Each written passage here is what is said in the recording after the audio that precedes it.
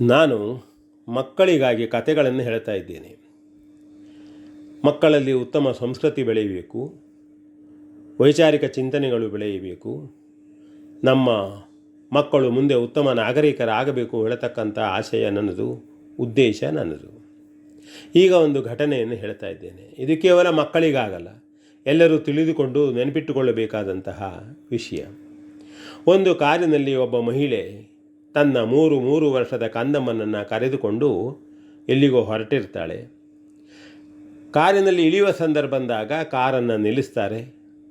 ಕಾರಿನಲ್ಲಿದ್ದಂತಹ ಮಗುವನ್ನು ಎತ್ತಿಕೊಂಡು ಆ ತಾಯಿ ರಸ್ತೆಯ ಅಂಚಿನಲ್ಲಿ ನಿಲ್ಲಿಸ್ತಾಳೆ ಮತ್ತು ತನ್ನ ಆ ಕಡೆ ಸ್ವಲ್ಪ ಹೋಗ್ತಾಳೆ.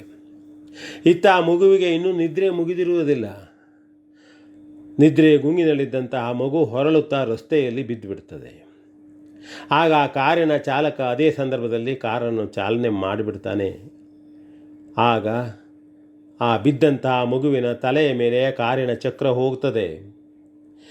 ತಾಯಿ ಆ ಮಹಿಳೆ ಓಡಿ ಬಂದು ಬಾಗಿಲನ್ನು ಬಡಿತಾಳೆ, ಕುಟ್ತಾಳೆ, ಕೂಗ್ತಾಳೆ. ಏನು ಮಾಡ್ಬೋದು, ಏನಾಗ್ಬೋದು?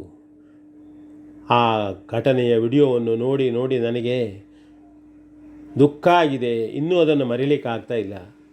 ಎಂಥ ಘಟನೆಗಳು ಮಕ್ಕಳಲ್ಲಿ ಆಗಬಾರ್ದು, ಮಕ್ಕಳಿಗೆ ಆಗಬಾರ್ದು, ಯಾರಿಗೂ ಆಗಬಾರ್ದು ಹೇಳತಕ್ಕಂಥ ಉದ್ದೇಶದಿಂದ ಇದನ್ನು ಕಥೆಯಾಗಿ ಹೇಳ್ತಾ ಇದ್ದೇನೆ ನಾನು. ಎಲ್ಲರೂ ಇದನ್ನು ತಿಳಿದುಕೊಳ್ಳಬೇಕು. ಮಕ್ಕಳನ್ನು ಅಷ್ಟು ಎಚ್ಚರಿಕೆಯಿಂದ ನಾವು ನೋಡಿಕೊಳ್ಬೇಕು.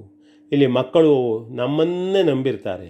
ಹೆತ್ತ ತಾಯಿ, ಹೊತ್ತ ತಂದೆ ಯಾರು ಪ್ರೀತಿಯಿಂದ ನೋಡ್ತಾರೋ ಅವರನ್ನೇ ನಂಬಿರ್ತಾರೆ ಬಿಟ್ಟರೆ ಅವ್ರಿಗೇನೂ ತಿಳಿದಿರುವುದಿಲ್ಲ. ಪಾಪ ಆ ಮಹಿಳೆಗೂ ಏನು ಅವಳ ಬಗ್ಗೆ ಆರೋಪವಾಗಿ ನಾನು ಹೇಳ್ತಾ ಇಲ್ಲ, ಆದರೆ ಈ ರೀತಿ ಆಗಬಾರದಲ್ಲ, ಅದಕ್ಕಾಗಿ ಹೇಳ್ತಾ ಇದ್ದೇನೆ. ಎಲ್ಲರೂ